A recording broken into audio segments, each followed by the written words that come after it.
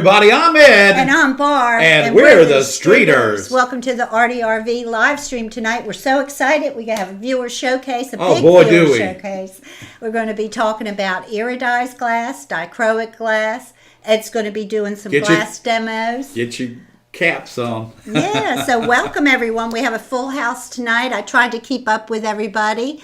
So we have a new member tonight. I'd like to welcome them. So let me see here. Joanne Duncan is a new member tonight. Welcome, Joanne. And we have a lot of new people tuning in tonight. It's awesome. We have a full chat room, and it's getting fuller. That's what we like. Yeah. So put your question in the chat. You can put a Q there so I can quickly find it. And I hope everyone is doing well tonight. I want to say hello to Ray. Hey, Ray. Good evening. Nice to see you. Glad you're here tonight, sir. If you have any problems in the chat tonight, just say, Ray, I need you or something. But he's here to help us. And he gets us out of, gets our questions answered and gets us our links when we need them and does all kinds of cool things for us. Yeah, so we got some things going on tonight. And everybody's loading up the chat room. And wow, this is really nice. We got one question up. But we'll hold off just a second, Kevin, and we'll get started with your question first. As soon as we give everybody a chance to kind of settle in and get situated here in the chat room. Okay, so we do have a question, and where would that be? What do we have timestamps? Let me add timestamps so I can find some of these questions when they come in. Okay, and where was that? Do you have that timestamp for that on down? So I can keep up with right there. 7 p.m. Kevin. Okay. You were right on time, Kevin. You were right on time, Kevin. Prompt. You're prompt. Yeah. Now, Kevin, I think Kevin's from North Carolina, right? Kevin from North Carolina? Thanks for tuning in again tonight, man. It's good to see you. Thank you for your support, Kevin. We appreciate you. Yeah, we do. We really do. If you have any questions, put them in the chat. Just an update on the media project. Woo! You know, when we started the project, we set goals for viewership, goals for reach, because we wanted to reach more viewers from different parts of the country and teach them about the traditional craft of stained glass. You know, that's our main goal, to reach out and give everyone a chance to learn about stained glass, wherever they are, whatever their circumstances. So we are busting those goals. Yeah, we are. We're breaking out, man. And it's so, awesome. I'm writing my report now, and it's I'm very proud of y'all. Very proud of y'all. Well, you guys should give yourselves a hand because you're helping us, work through this grant and get all of our goals are being met, thanks to you guys. So.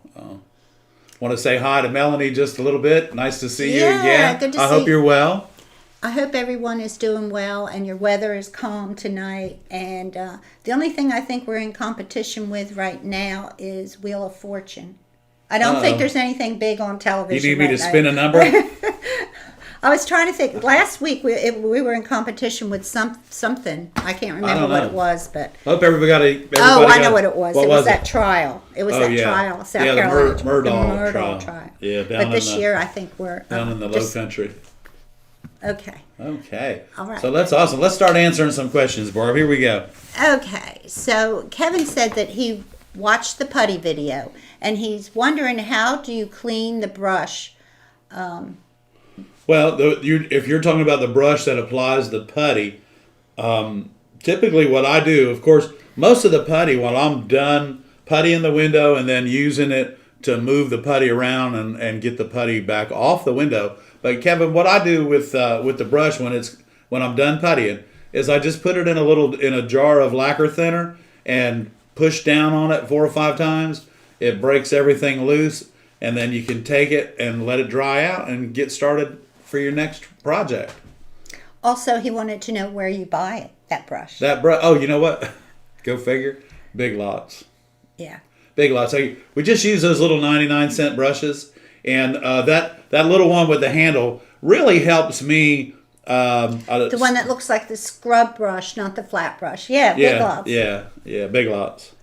And then, of course, your acid brush can be bought, at any of the stores. Now that brush there, once you polish that window, you just take the edge of that brush, and just do that on the edge of the table or in the edge of the trash can, and anything will come right off of that. That other brush is a dishwashing brush. It's actually for washing glasses. Bottles, I think. Bottles, yeah. So you don't get your hand down inside of there and split and cut your hand. They give you that ergonomically designed, or that's what they say, is ergonomically designed handle.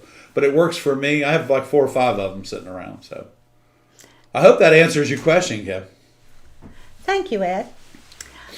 Mary wants to know, I don't have a metal ruler that doesn't slip yet. So I put, is that a question? No. So I put Zots on the underside and it worked. Okay. Okay, well, you know what? If you have a metal straight edge like that, by you putting those little dots on the back of it, you actually elevated it enough off the glass so that it should work properly for you. The little thin metal squares or metal straight edges on the glass, the wheel tends to ride up on them. So if you do put a couple of little dots and elevate it just a tiny bit, you'll find that your metal straight edge works much better now too. So other than it sliding all over the place. Yeah, what a pain that is. Right? Yeah, right. That's a nightmare. Magali's here. Hey, girl. Nice to see you. MB Volker wants to know, is there an upper size limit for foil pieces above which we should switch to lead? Well, if you think about it, a lot of Tiffany windows were built, out of copper foil, and they were very large. The thing about it, MB, is if you're going to make them large, you just need to break them up into manageable sizes and structural sizes. So, 3x3, 3x4. If you're going to frame it, I would say 3x4 is pretty big for copper foil, because you have to be able to maneuver it and flip it over and get it around and everything. So I typically, as a rule of thumb for my copper foil pieces, I try to use like 3x3, and that's about all I want to do with it. And if I need to go bigger, then what I'll do is I'll break it into sections and join it, and that usually works for me. Or because I do so much lead work, if it's going to be that big, we're just going to do lead anyway. So. Okay, there's a note here that Kelly had a question about pattern making. I don't see the question though. I can't find it. I saw something up there earlier when everybody was checking in and saying hi and everything about somebody was building corner. They wanted to know how to reproduce a pattern and or how to make a pattern identical and to what? They were doing corner pieces or something. Okay. But if you're drawing your pattern. Okay, here we go. Go ahead. You got it? Yeah. All right. Okay, Kathy. Best way to duplicate patterns. I'm trying to make corner pieces, and I'm struggling with having to flip pieces for the other side. Okay, so here's the deal. If you're gonna do a pattern, you're gonna want to draw. There you go. Hang on. The simplest way to do it is to draw your corner piece is to fold your pattern and fold your paper in half, and then do your corner that half, and then then you can flip it over and do the same thing so that when you open it, you have your pattern. But how do you do the corner duplicated? Well, if you're cutting the glass, if you've already got the pattern and you've cut your patterns out, then flipping the pattern over is the best way to do. You have a right and a left. The right side would be up with the number up, and you can put up on it or right or underline it, and then now that becomes the left or the right side, whichever you choose.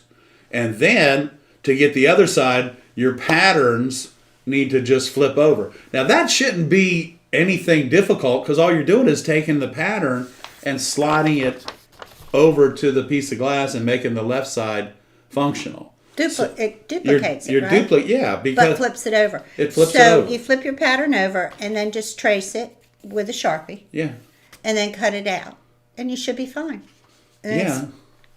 Yeah, and if you're doing copper foil on the corner pieces, cover your pattern with your plastic and on both sides so that it makes it nice and rigid. And then take either the razor blade trick that I've showed y'all or a nice sharp pair of pattern shears and cut your pattern out correctly. Left side would be up with the line underneath the number. Right side would be down and just the number. And that's how I would do it. I hope that answers your question. It's kind of hard sometimes for me to visualize the way that you ask the questions because it might not be quite the language that I'm used to, but I try to figure it out for you. So, if you have any more questions about that, just put it in the chat, or explain it further if we didn't answer your question completely. Because we'll be happy to. We'll try to. Okay. Another question. Let's see here. I saw it a minute ago. MB Volker, how's that leg? Yeah. MB Volker. Are you how's that leg, man? You doing all right? Good? Okay. I hope so. I hope so. Is there an upper size limit for foil pieces above which I think we did that over switch 3x3. Okay. Okay. Shazray from Ohio is here. Yesterday was 1 year since I took my first stained glass class. Yippee. Carol, hey. Yay. That's awesome. That is. Okay. Question. How long can you leave a project from cleaning the flux off and then getting to the patina and polishing? About 2 minutes. Soon as? Yeah, as soon as you're done. That's why I really kind of harp on that a little bit. If you're too tired to finish it, then you're too tired to start it. So don't solder it, flux it, and do all that stuff and then say, I'm going to go to bed. Because, well, you probably will only do that one time to yourself. And then you won't ever do it again because you're going to have quite the mess to clean up. So please, if you're too tired to solder it or to finish it when you're done soldering it, then don't even solder it. Just do it all the same day if you have to. Because let me tell you, if you leave flux on your window overnight, you are going to hate yourself. So you want to get through if you're going to solder, the best thing to do is start in the day early and finish the soldering process and wash the flux and get the flux off. Clean the window. Once the window's clean, then you can leave it. Once all that's left, then you can go on about your business and patina or finish it or putty it the next day or whatever. But at least finish that one side in one day. And just don't leave it. And if you're doing lead, it's the same thing. Solder all the joints. Take your glass cleaner and clean the window. Flux off. Get the flux off. And then you can flip the window over tomorrow if you want, or you can flip it over tonight and then you have fresh start in the morning. But yeah, don't leave flux on overnight or really for any length of time, I feel. Okay, Joyce, did we get Kathy's question? I think we did, didn't we? Kathy Dozier, wasn't that the question? I think so. Okay, we got that one. Carol wants to know, is there a difference between designing patterns for copper foil and patterns for lead? Yeah, because the lines are run a little bit differently because you have more capabilities with finer pieces of glass in the copper foil method. So the lines can be a little bit different. They can be much smaller and more delicate. As opposed to the lead lines, you can always double lead something and make it look really pretty if you're very fluid in your lead work. You can make those bends and you can double lead everything. But when you do a double lead line in a lead window, then that line has to be drawn side by side, but it also has to leave enough room in between it for the two pieces of lead to kiss one another, because you don't want them to interlock. You just want them to kiss each other. And if you look at windows built back in the mid 1800s all the way into the 1920s or so, they had a lot of fleur-de-lis in them and stuff, and ton of those windows are double leaded. And when you look at the architectural end of those windows, they will teach you a lot about fabrication. Mm. Okay. Do you have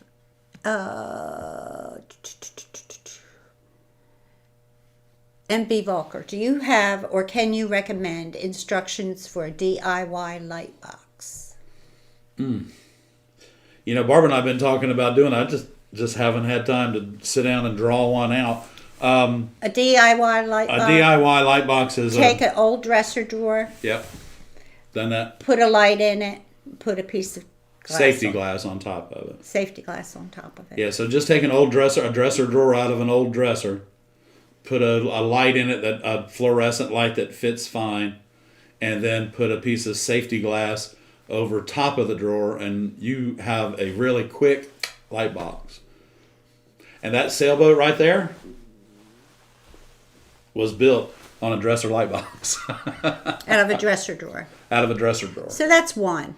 That's one way of doing it. The other thing you can do is take some 1x4s and build you a box.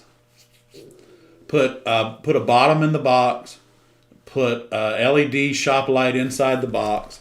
But do take the time. Don't just use any glass on top of your light box.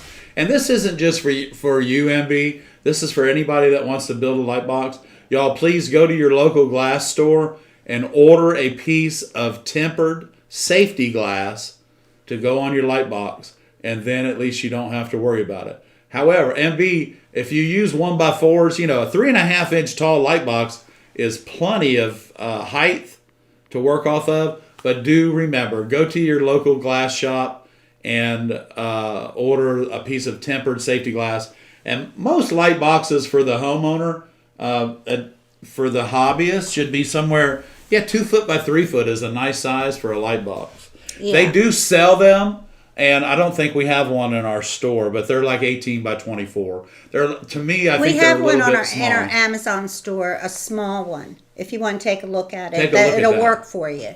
Right. But of course, it's not a DIY. But it might work for those of you that aren't so crafty. Okay. For us building. And MB said, thanks for asking about her leg. It's healing perfect. Oh, great. That's great. That's good. Huh? Okay. Let's see. Is there a... Oh, and Ray put up a link to one of our videos. Okay. So, about Lightbox. Okay. That I was not aware that we even had one. No, I'm just kidding. She's aware. I'm aware, but I didn't know where it was or if it was in another one. Thank you, Ray. So you guys, Ray works really hard. He's got a little almost 700 videos to keep up with. He's rocking. I don't know how you found it, Ray. I wouldn't know where to begin. Okay. Okay. There are so many Ruby Flux. Which do you like? The original Ruby Flux? The original Ruby Flux. Yes. Yeah. It's a beautiful cranberry color. We have it on our Amazon page. Take a look at it. It's really good. And we can tell you that it's good because that's what we use in our studio. Right. Helen wants to know, is there an easy way to get a straight cut? My cutter tool moves all over the place and causes a very uneven line. Can you show that tonight? It sounds like your cutter, you're sliding your cutter. You're not allowing the wheel to roll. Or straight line. And a straight line is going to be, you're going to be using a... you need a straight edge. I need a straight edge. But you don't have it. Yeah. So to get a... I'll get one. To get a really straight line is you need to be using a square. And during glass chat tonight, so stick with us, don't go anywhere. I'm going to show you how to use a glass square. Just a simple, quick little demonstration. But if you don't have one of these in your tool arsenal, you're going to want to get one. This will solve all your problems. Yeah. It's not like a regular square. And if you could, just answer a quick question. What kind of cutter are you using, please?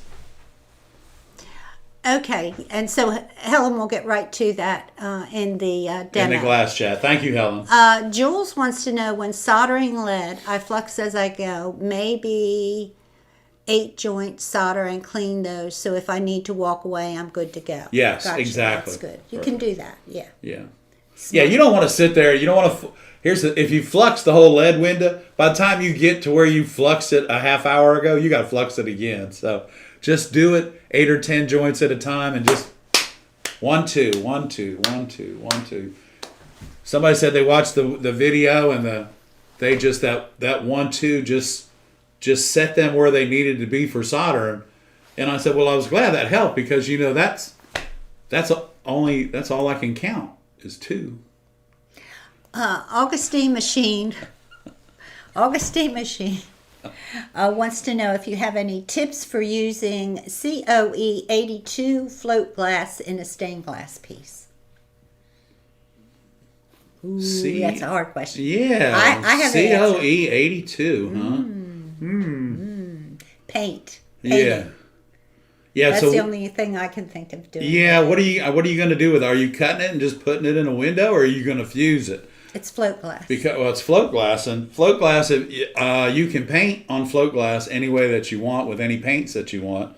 Just apply the directions from the paint. And the paints will react depending on whether you're using the silvered side, the tin side, or the other side. So the reason they call it float glass is because when it comes out of the rollers, it actually floats on a bed of tin. So that tinned side, the glass that's on the tin side or the downside, reacts differently to your paints.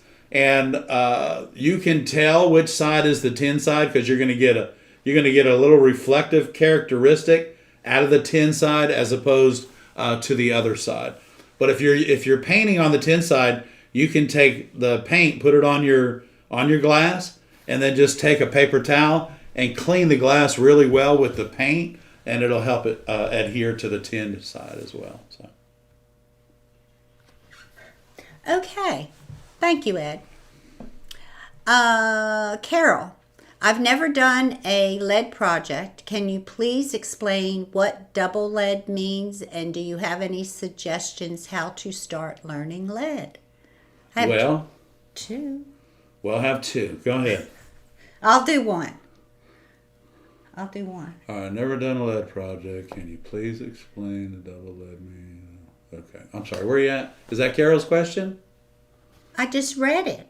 Okay. Do you want me to read it again? I don't know. Okay, Carol. Okay. Carol asks, I've never done a lead project. Good thing this isn't Jeopardy. What is? What is? I've never done a lead project. Can you please explain what double lead means? Double lead. Please explain what double lead means, Ed.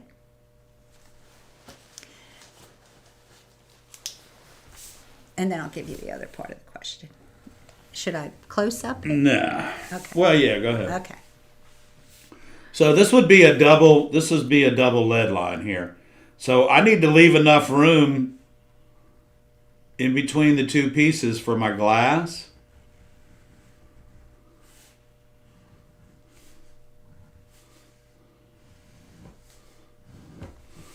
So, and you'll see if you look in a lot of these are little transom windows and side lights from the 30s on back into the late 1800s. They are double leaded. This is clear glass, and then they're double leaded. And then what they did is they came across just like they would put a rosette right here. So they would have a rosette.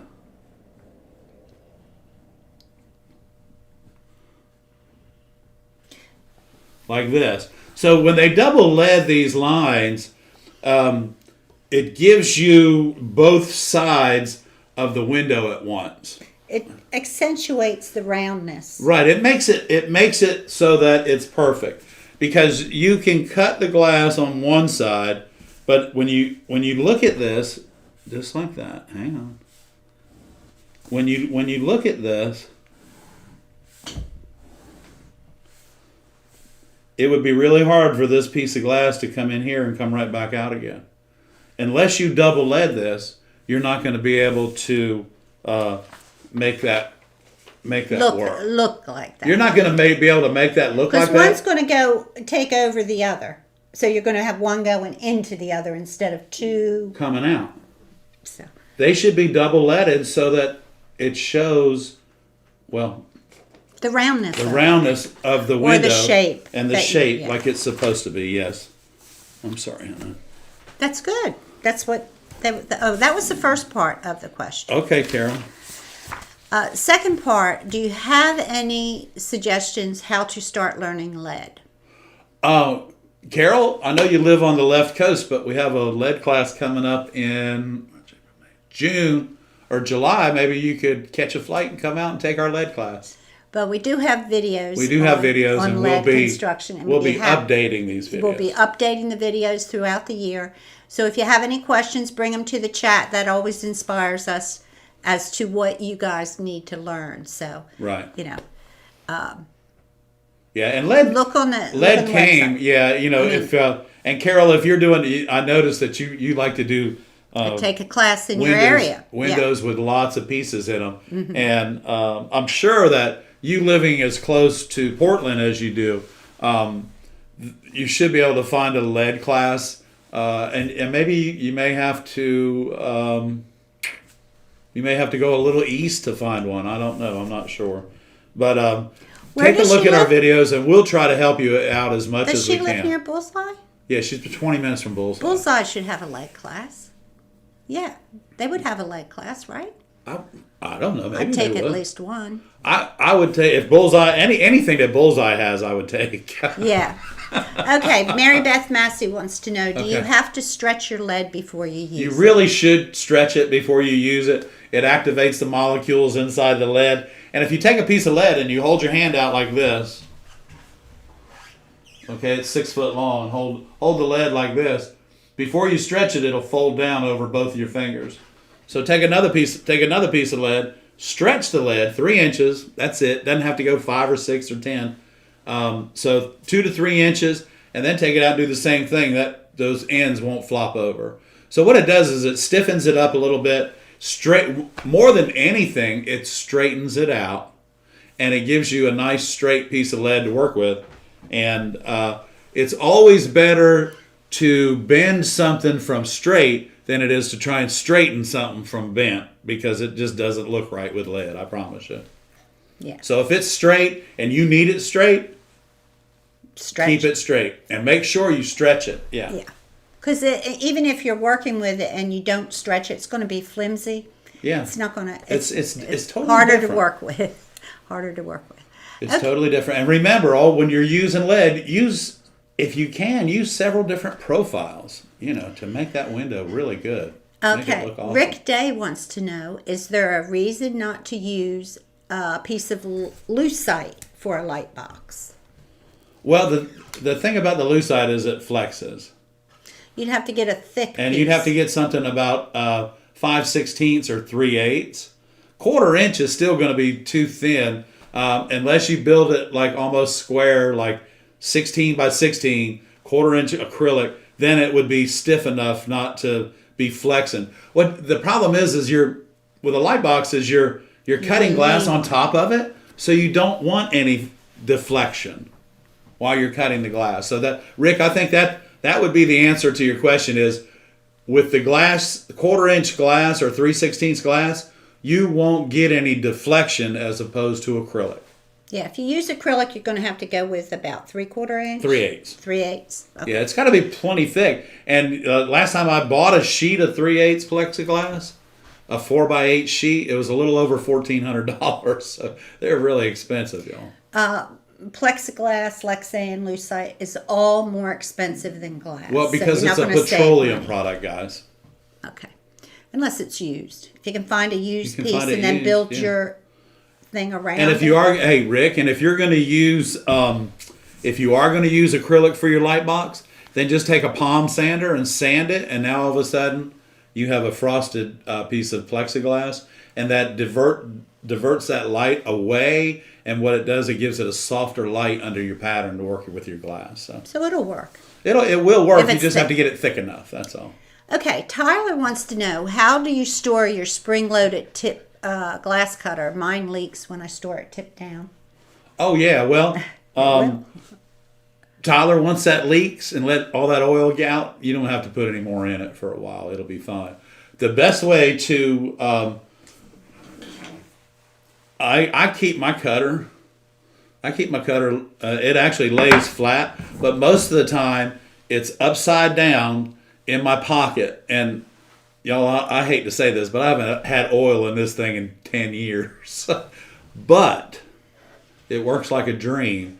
And I don't put the oil in the reservoir, but if I'm cutting heavy glass or tabletops, I do have a little can of kerosene and machine oil on the table that I just dip the head in a little bit. But yeah, I haven't put a tanker full of oil in my glass cutter in a while. yeah, So.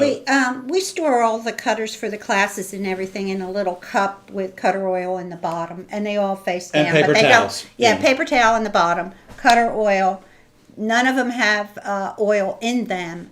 We just store them like that, and that's plenty of oil to keep them running. Yeah, as long as that paper towel's damp, and I mean you can And the use initial oil was in it. yeah It the soaked initial up. oil because there's Tyler, there's a wick inside your glass cutter, and once that wick absorbs a lot of oil, which it sounds like yours has, that wick will stay wet for a long time, and it will self lubricate it.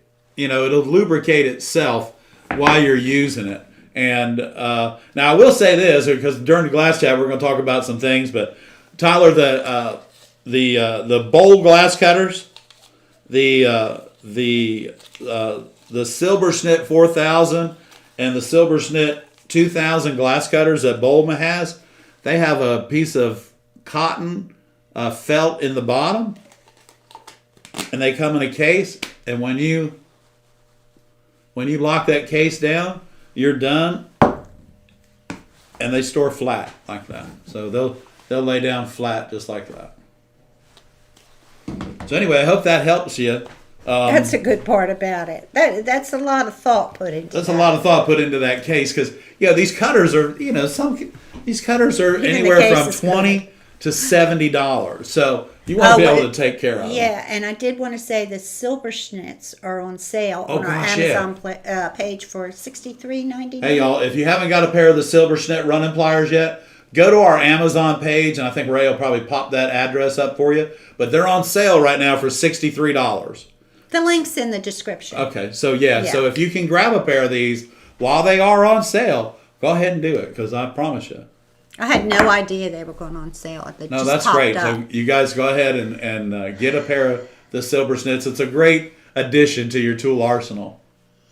Okay, yeah. If you've got a local stained glass shop in your area that teaches classes, I would suggest the first thing you do if you're a beginner is to take a beginner class. Take a beginner Because class. You're going to learn all kinds of things that you can never learn by just watching videos. Well, the thing about the beginner classes, and most teachers are they do this. Their curriculum includes very long time during that class of learning how to cut the glass itself, and we spend out of 12 hours in our beginner stained glass class, we spend about 3.5 hours on learning the properties of glass and cutting it and all that. So yeah, that's pretty intense. And but pay attention if you take a class, because everybody teaches stuff different, and there are really no wrong ways. Some people have bad habits, including myself. Okay. Question. Karen, yes, we have straight edges straight here. I'm edges going to here, go huh? get one too so we can do a demo. And question, if you are working, this is from Les, if you are working with small pieces of glass, do you like to use or not use lead?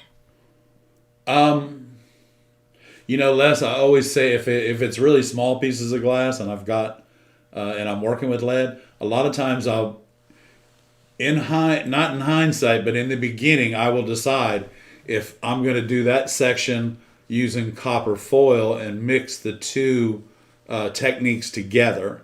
Or the other thing is I have lead that is 5/32 across the face, And a lot of times, if that piece is small enough, and there's only a few of them, I would desire that I would use the 5/32 lead. So just depends on what you want to do with it. And Les, hey, I like to mix the lead and the copper foil together anyway. I hope you guys are doing well down in Walterboro.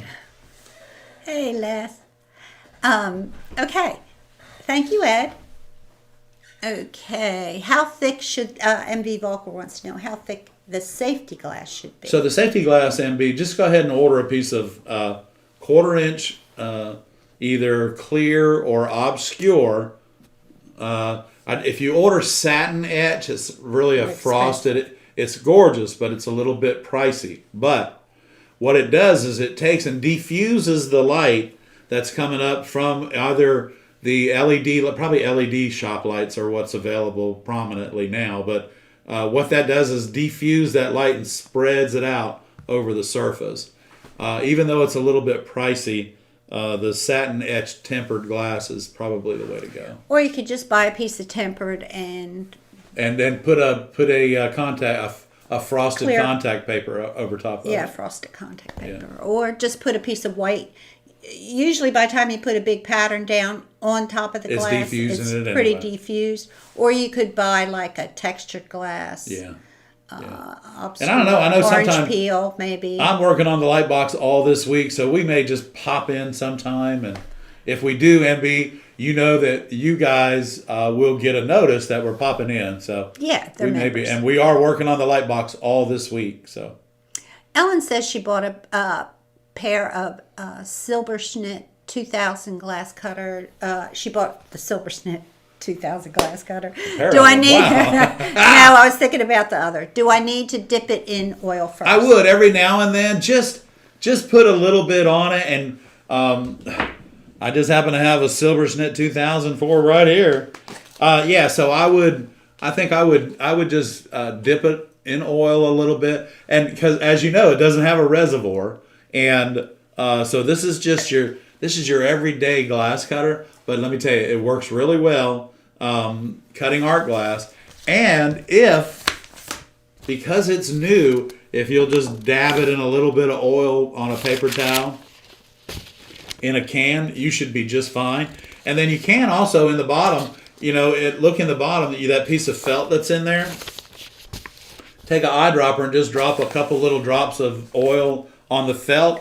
And then when you put your cutter away, it just sits in the oil and it won't hurt it at all. Okay. Scott Mears is here. Hey, Scott. Scott? How are ya? Okay. Hey.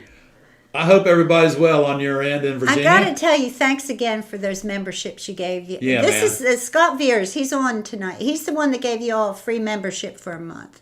So if you wanted to say thank you, he's on. Scott's here tonight, and thanks for tuning in, man. I hope everybody's well. Okay. So here's just a quick question about there's just a question up there. I think it's from Julie about float glass. Yeah. So float glass, is the question? Is window pane glass. Oh, what does it look like? Window pane. It looks like window panes. Yeah, it's just clear. It's just clear glass, and I don't have any. I don't have any float glass. If you look out your window, that's what. If you look out, yeah, Jennifer. If you look out your window, that's float glass, huh? Was that Jennifer? Yeah, I think it is, right? No. Anyway, okay. Oh, Julie, maybe. Julie, I'm sorry. Okay. Oh. You just didn't know it was called float glass. That's all. That's all. Yeah, because everybody calls it window pane glass, picture frame glass, DSB, single strength. So if you go to your glass dealer in your area, your town, you're going to just ask for 1/8 inch window pane glass. That's what you want to buy to practice on. Don't practice on art glass. It's so expensive, y'all. And so once you learn how to fool with the float glass or the window pane glass, which is its softest and much the easiest way to cut, and it's exactly what I teach you to cut on in our beginner class. So, you guys, I know it's South Carolina is a long way away for some of y'all, but it's right down the road from some of you as well. So if there's any classes that we have available to you and you want to take them, we're comprising a list right now of places to stay in the area that are close by the shop. We also have, we're fenced in on an acre, and if you have an RV, we only have 110 volt service, but you can run your Frigidator and some other things. And but anyway, if you want to come take a class with us, they're out there. Okay. I think we need to go to, because we might run over tonight, guys. We need to go to Viewer Showcase because we have a big Viewer Showcase. And we're going to talk about iridized glass and dichroic glass, and we still have questions. And it takes a long time to make this stuff, so guess what? It takes a long time to talk about it. So we're going to go to Viewer Showcase. No. Yeah. Viewer Showcase next, or you want to save it for last? Let's save. We're saving Viewer Showcase for last, so don't go anywhere. How about if we do glass demo? Is going to take us right up to 8 o'clock. Okay, well let's talk about, because everybody is wanting to know just about different types of glasses. Now, y'all, we have never talked about these glasses. And we don't know everything. And we don't know everything about it, and I'm probably going to tell you one or two wrong things. But I will tell you a lot of right things. So, first thing we're going to talk about is just iridescent glass. I'm just going to set this up real quick. You go ahead and talk. We're going to talk about iridescent glass. So, when you go into, and probably the foremost person on this subject that we're talking about tonight is the Corning Museum of Glass. Mm-hmm. Okay? So anything that we talk about tonight that you want to know further and dive into it even deeper, go to the Corning Museum of Glass website, check it out, and they're gonna wow you with dichroic, I can promise you. They're gonna tell you all the things you didn't even want to know. But anyway, it's so interesting, y'all, and those guys up there and women are so right on about what they do and what about glass. So first thing we're gonna do is we're gonna start out talking about iridescent glass and that it happens on its own. And it takes maybe a century, or it could take tens of centuries, okay? So here's the thing. Now these two bottles that you see here, one of them's about 100 years old and the other one's about 150 years old. The 100-year-old bottle was dug up at a house that we used to own. And this is just a green glass bottle, but because of the chemistry makeup of the green glass, which has iron in it, iron oxide, and the ground that it was in, it has begun to iridize itself. And you can kind of see it right there. See that? Okay. So we're getting the iridescent reflection out of a reflective light. Okay. If I take this away and put it over here and I turn it down, you're not getting a reflective light, so you don't see the iridescence. And boom, there it is right there. See that? So now this is an inkwell. This, you can see it right here across the top. This inkwell is probably 150 years old. And I think so is the piece of furniture that we have that it goes with. Yes. So anyway, you can see the iridescence on this, okay? And this actually was buried. It doesn't go with the piece of furniture that we have, but it was buried. I'm getting it close. And what it's done as the ground and the glass has oxidized, it has started to iridize. Now this is just something that happens in an interaction of elements in the base, okay, and the ground in which it was buried. So it's just something that it happens. This is so awesome, y'all. Okay, so now we know that the ground can do that. I can see myself right here, so now I know where I am. Okay, I'm sorry, guys. Okay, so now I hope I'm not boring y'all. We're just getting started. So now there are two other methods to create iridescence on glass. So one way is we take our sheet glass at the manufacturer, and during that process, as it comes out of the rollers and it's still hot, we take, and most of the manufacturers, they all use what's called stannous chloride, which is a metallic salt. Go figure, a metallic salt, y'all. Okay, so this is an iridized piece of blue glass. This is bullseye. And now we're going to talk about this right here. And now watch. This is the reflective characteristic. You don't see that it's iridized, but when I create the light just where it needs to be, this is what's creating your iridized. Also, what also creates the reflective light is the color on the iridescence, okay? So think about that for a minute. I'm going to grab another piece here. This is beautiful. I want to show this to you again. You see, this looks like a piece of blue glass. Hey! But watch this. Watch. It's going to come to life, y'all. Look at this. Look at this. All right, so you see this gold over here? That's just the reflective light, and it's coming from this side of the room. See that? Awesome, right? Okay. So that's one way, and there's not going to be a test, but I want y'all to remember that name. Stannous chloride. Okay? It's a metallic salt, and it's sprayed onto glass during the manufacturing process while it's still hot. So, now another way to iridize glass is to fume it, or use what's called a reduction atmosphere.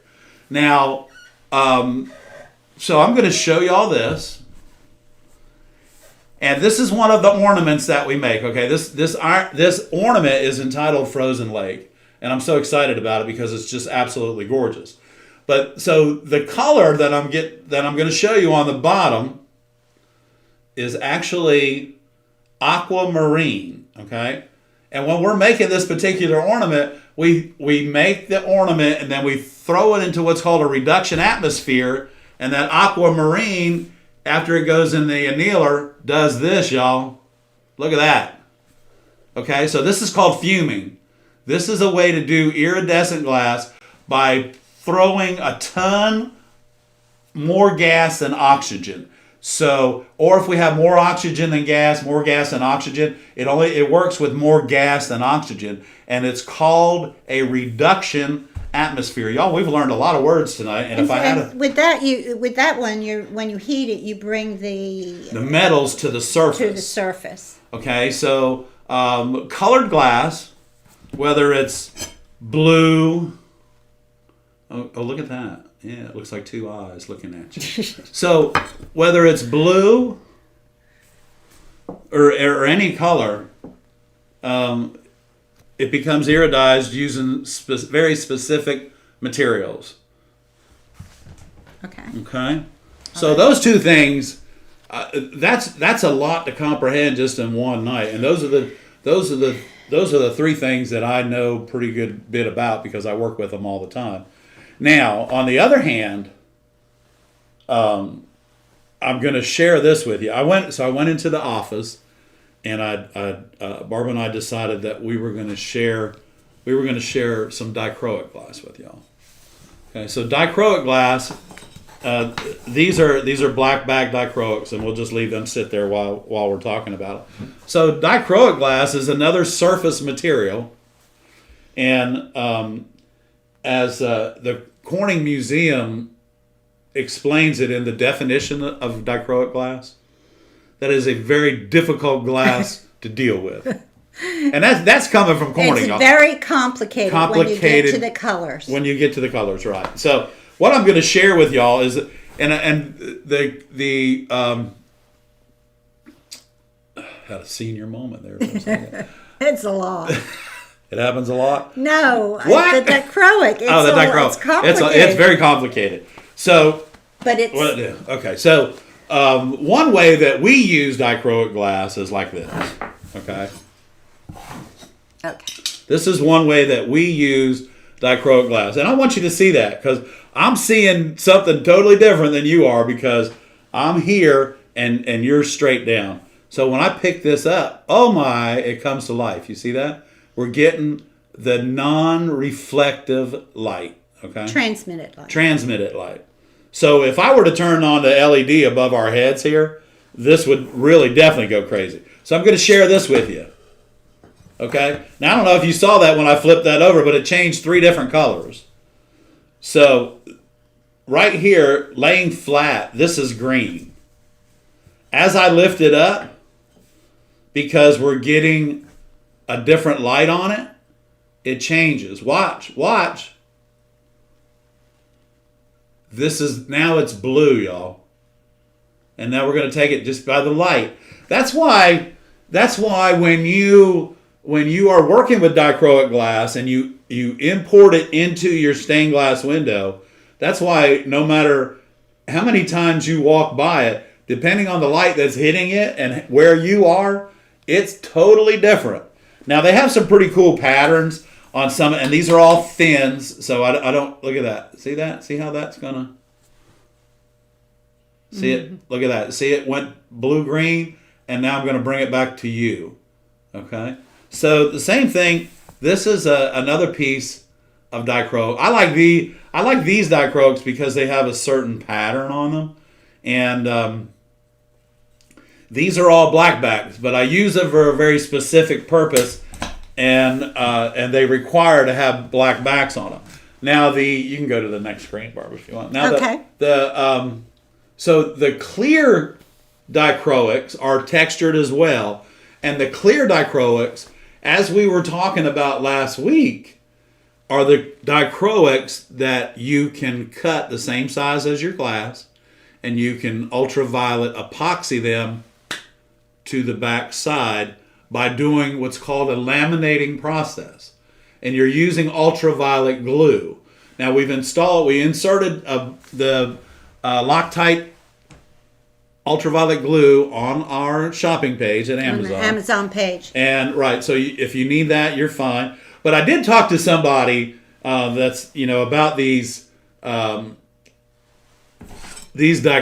bevels that are available somewhere. I don't have any idea where they are. But this is what I found out about the dichroic bevels, y'all. Number 1, it's a coating that's applied cold. That should scare the fire out of you right there. What's it going to stick to? So it's a coating on a beveled piece of glass that's applied cold. Then the other thing is I understand that it scratches very easily.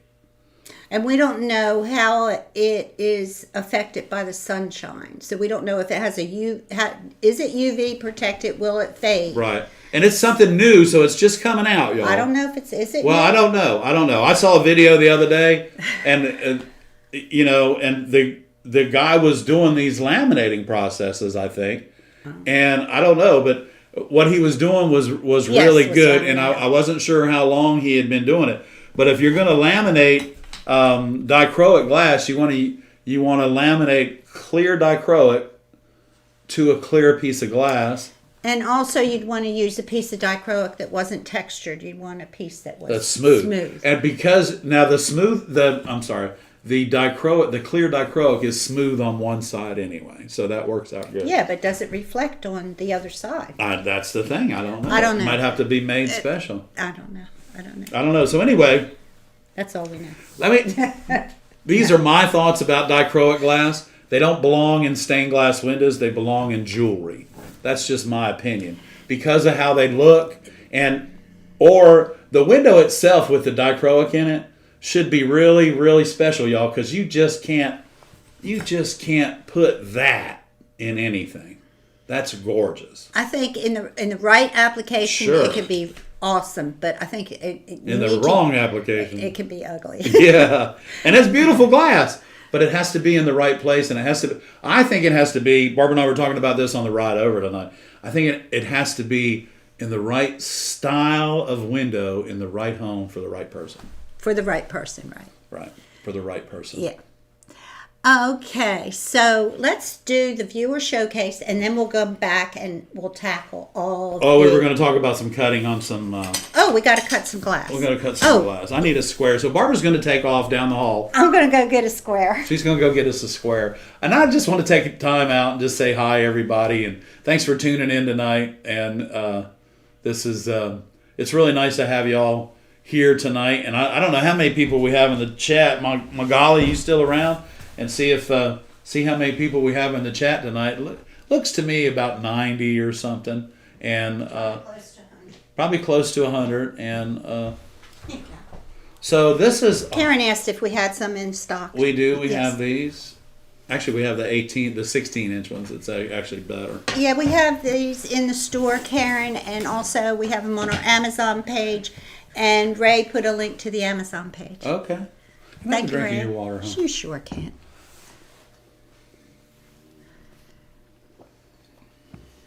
All right, so I know I told you something wrong about the some part of that glass we were talking about, and if I did, it was just a little bit much for me to try and comprehend over the last few days. Yeah, I invite you to go to the But Corning download Library. the information, yeah. The Corning Library, and download some information about dichroic glass. Yeah, so we're gonna Good reading material for nighttime. Oh yeah, before it really bed reading. is. Yes. And well, this is just, let's see. Yeah, I mean, this is it right here. That's a small portion of what Yeah, the definition of dichroic. The definition of dichroic comes from the Corning Museum of Glass Dictionary. Glass that is one color when seen by reflected light and another color when light shines through it. This is sometimes due to the presence of minute quantities of colloidal gold. Oh, you know what? Gold. Yeah, because we had a red and a green, and you changed the light, and you were holding a green piece of glass. We changed the light. That piece of green glass turned red, y'all. It works, I promise you. Oh, yeah, We've done it. That's real cool. We've done it. Yes. Yeah. So today, Turn some glass red, makers blue. achieved a similar effect by applying a dichroic coating to glass that is otherwise would not have this property. So the dichroic that's made now is a coating that is applied to a very thin piece of glass. But that also, in ancient bottles, they found that same process Oh yeah, of the dichroic. So read about it. It's interesting. it's so interesting, y'all. It just does it. It does it for you. I can promise you. Okay, we want to go to viewer showcase. Hey. Hey, here we go. See you in a minute. Do we get a drum roll? Okay. First up, Carol Rackins. Carol said that this is her first 100% original stained glass. This is her latest piece. She designed the garden, grew the lilies, cut and photographed the bouquet, and drew the pattern. Pretty impressive. Way to go, Carol. It's 22.5 by 15. Carol writes that she didn't like the results of the paint test and didn't want the dark silhouette of wire or decorative soldering for the stamens. So she did the stamens in glass, cut, ground, and fire polished the anthers, and used vitrograph for the filaments. Wow. Attached with glass glue after soldering, but before patina. Wow. If she had a kiln, she would have fused them. Carol writes, thank you both for all your advice, and thank you for creating such a supportive community of glass artists. Thank you, Carol. Really nice. Wow. Thank you for sharing that. Very nice. Okay, next up. This is by Stein Hansen. The good news, it's sold. Thanks again for your wonderful channel and all the ways you support those of us learning this wondrous art form. Thank you, welcome. Stein. Thank you, Stein. Appreciate you tuning in. And that is nice. That's nice. My heart goes out to you. Yes, and that's It's perfect for this month. Valentine's. Oh, wow. So this is from Jean Walker. You know, I've seen these already today, but boy, they're still gorgeous. It's beautiful, right? Jean writes that I've been doing stained glass for about 2 years, and this is my biggest accomplishment, 25 by 22. My son gave me a sheet of glass last Mother's Day. While trying to decide what to make with it, I came across this pattern. The glass he gave me is the beautiful streaky pink and red used for the flower. I still have ways to go mastering soldering, but I am quite happy with this piece. Thanks for all you do, Barb and Ed. Your videos have been so helpful as I continue to learn on this fantastic stained glass journey. Jean Walker, Monroe, Michigan. Hey, Jean, that's beautiful. Congratulations. That's a big piece of glass. That's nice. That is beautiful. It's beautiful. Thank you, Jean. Next up, Janet Roberts. Janet writes, I appreciate your YouTube channel. The weekly show has helped boost my skill and confidence. I asked my brother-in-law if he would make me a set of wooden bookends with a 1/4 inch channel for glass. He made me 4. Here are 2 of the finished products. The train is for my 10-year-old grandson who loves to read. The sunset sunrise is for my 98-year-old father who also has a collection of books. Oh, that's awesome. That's awesome. They really look nice, Janet. Congratulations. Great job. Yeah. Great job. Aaron L. Stained Glass by Aaron L. Hi, Ed and Barb. Thank you for making the start of my work week a little more bearable, as I now have something to look forward to every Monday night. I have learned so much from every time I cut and break glass down and away. Don't change the pressure, and boom, just like that, every time I make a clean cut. I started doing stained glass 4 months ago, and I have attached a picture of my biggest project to date. I hand drew the pattern, which was inspired by a Canada goose, every day after work. And I thought for some reason, this whole story isn't here, but I think this is that the story, Aaron, where that duck would visit you. The goose comes and visits her every day after work. Canada goose would come and visit you after work. It had a little broken leg, and she would feed it. So, yeah, I don't know why I don't have the whole story here, but thank you very much for sharing that with us. That's awesome. I hope he's doing well. I hope he's doing good. I guess not. I think he flew off and went south or something. But he broke his leg slipping on the ice. He survived. Okay, next up, Ed Forsman. Ed, I recognize that glass. Ed writes, good evening, Barb and Ed. I always enjoy your show, and I always pick up some great pointers. Thank you. The attached photo is in memory of Sterling the horse. I was asked to create this panel from a photo. The horse was made with Wismac 502D, the grayish brown, that I picked up from us back in November. The background is a bullseye glass. The horse's eye is a fused piece of glass. Thanks for sharing my project on your show. Ed, it's good to hear from you. This is beautiful, and I remember us talking about that horse, and it really, thanks for sharing it. And Ed, the detail on the eye is perfect. So great job on that. You did a great job. Look at the detail. You can see it there. Oh, yeah, Ed. Wow. Awesome, buddy. Okay. Next. Ralph. Next is... Did it hit?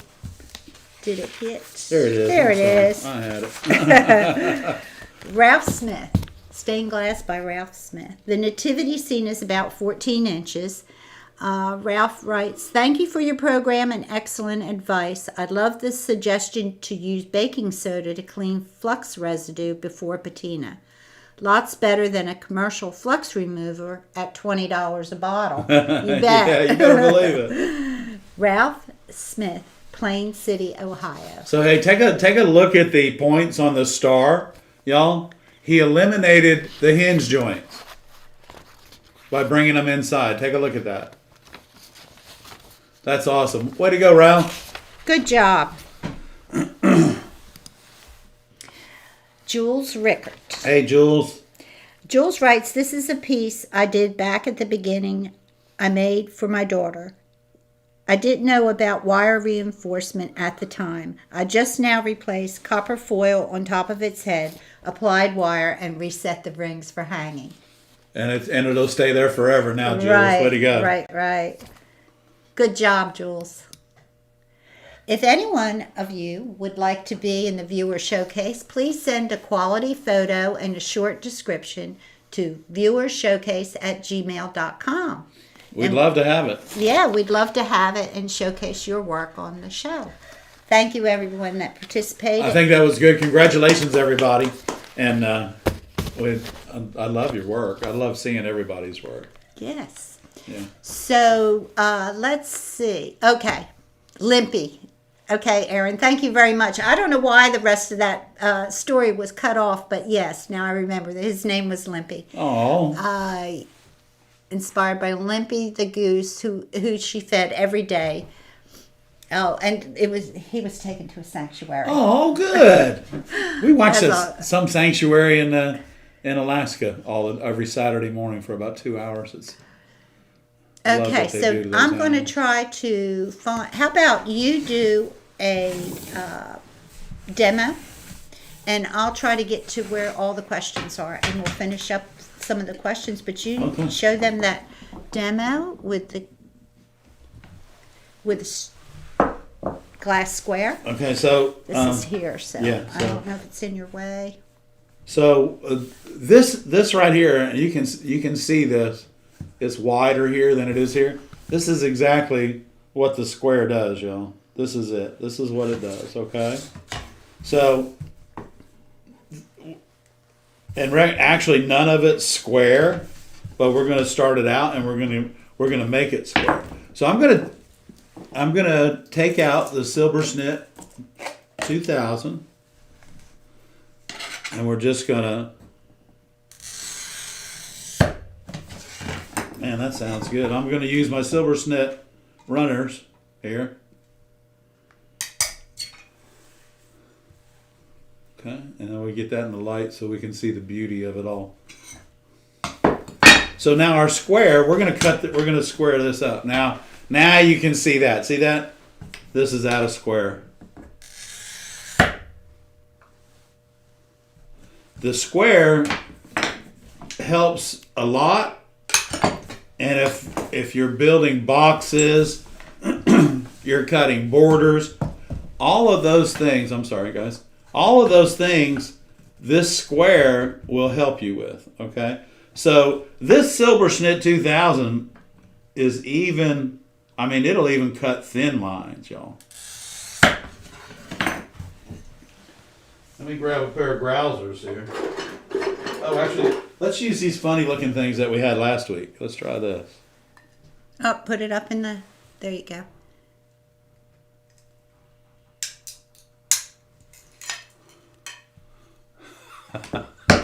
These things kill me, y'all. They're so beautiful.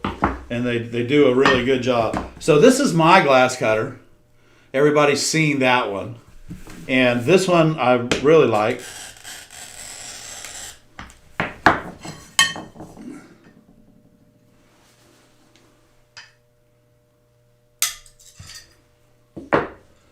And it does a lot of different things. But I tell you what, if you don't have a square in your arsenal, you really need to get one, and you'll find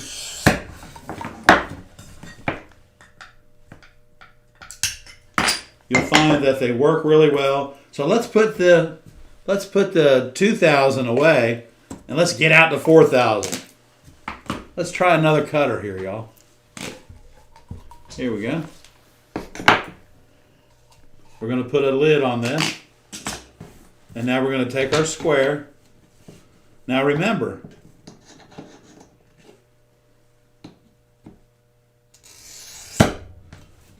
when you're cutting glass, guys,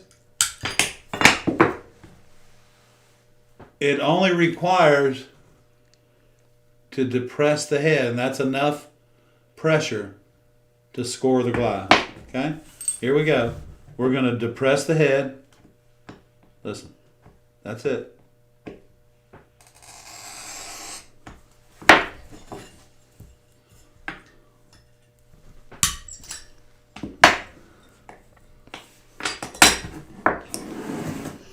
So hopefully that helps everybody.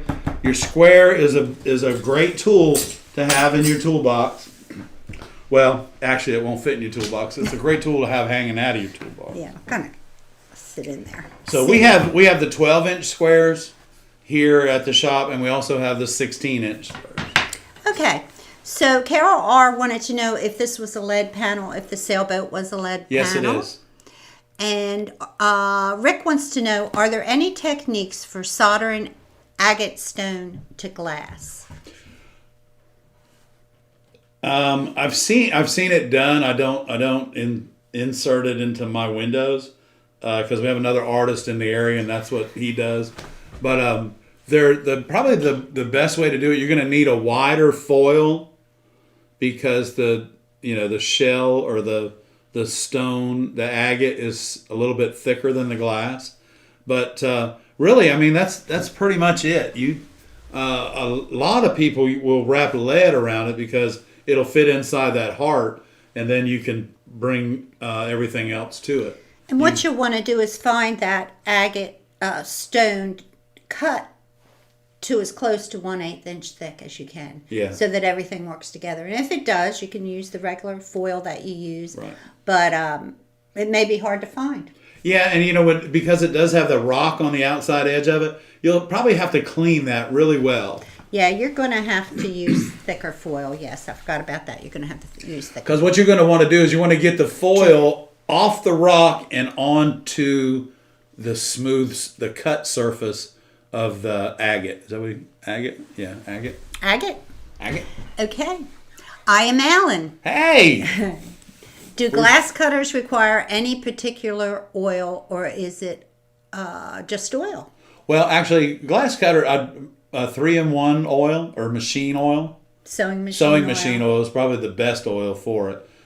We used to use a mixture of sewing machine oil and kerosene to use on this.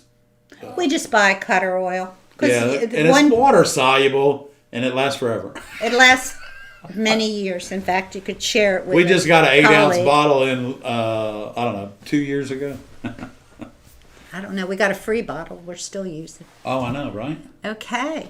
Let's see. Just got my silver snip pliers today, just minutes before the show started. Oh, that's cool. Thank you, Tyler.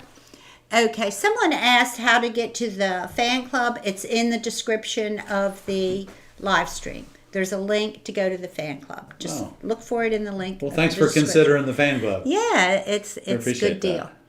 Okay, so that was Lynn King. So let's see the other question. There were some more down further. Yeah, that's yep. Stannous chloride, Scott. That's exactly. You know what? The friends of ours that use the stannous chloride in their shops, they have a spray booth and they have exhaust fans. Apparently, this stuff's like really, really nasty. It's not good to breathe. Right. Yeah, it's not good to breathe. It's not something you do at home without great thought. Okay, what size? Rick wants to know what size lead cane is best for small panels. 3/16. Typically, 3/16 is a good universal lead until you get like up above like 3x4 or something like that. And a lot of times, I know it sounds kind of funny because it's only a 32nd of an inch difference than the 1/4 inch lead, but sometimes the 1/4 inch lead is just too heavy. And that 7/32, y'all, believe it or not, that 32nd of an inch just changes the look of the window, doesn't it? It does. Christine wants to know if you're talking about film, the dichroic film on the bevels. And it may be a dichroic film. It may be a film. Whatever it is, it scratches. Whatever it is, it scratches.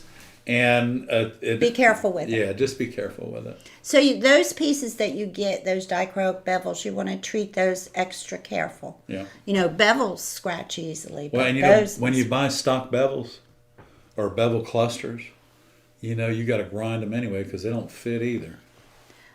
Okay. You got to work on them, so you got to be careful. Make sure if you're going to grind it, probably put a piece of contact paper on the back of it so it don't scratch it, and then do your grinding, and then pull the contact paper off.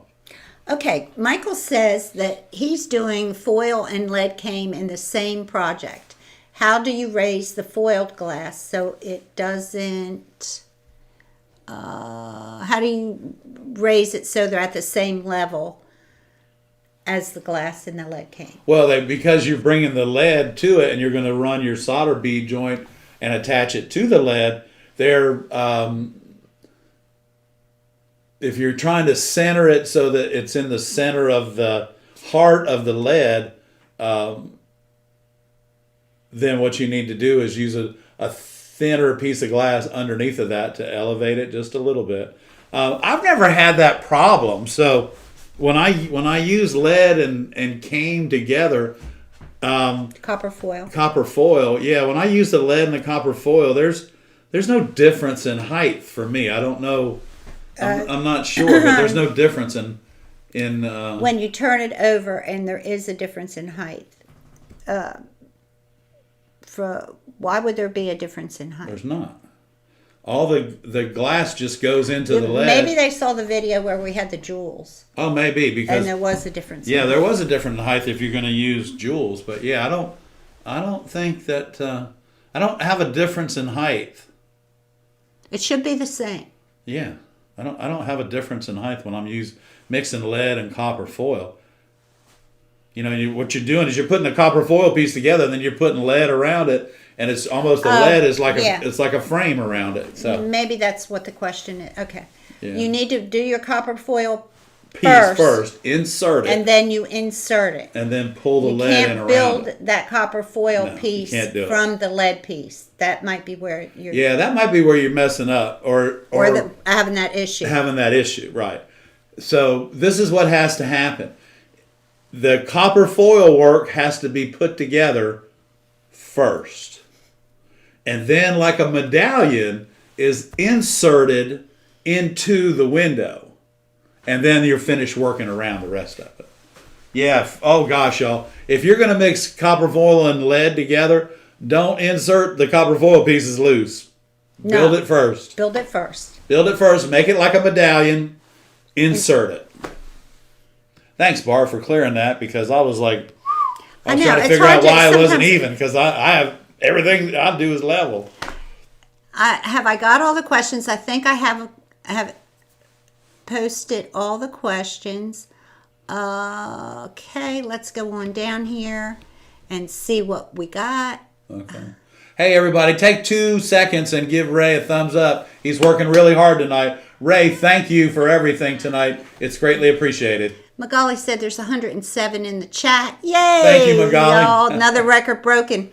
Okay. Karen said she'll see us in 4 days. We'll see you in 4 days, Karen. Okay. Let's see what else we got. What's the difference in the 2000 and the 4000? Can you show them? $25. I'm just kidding. All right, let me show you the difference. Here, I'll put the close up. Close up. Okay, so let me move this out of the way. This is the 2000. The 2000 is not oil fed, does not have a reservoir, and is not spring loaded on the head. This is just your plain Jane glass cutter for everyday use for everything. Now, the Silver Schnitt 4000 is a spring loaded, oil fed, 140 degree cutter head on it, which means it'll cut everything. And but it's much heavier. It's brass and it's weighted. What I call weighted. It's heavy. So the difference between the two, other than the money, is one's just like for everyday use, and the other is, I think it could be honed into an everyday use cutter. But this cutter, I enjoy cutting art glass with it.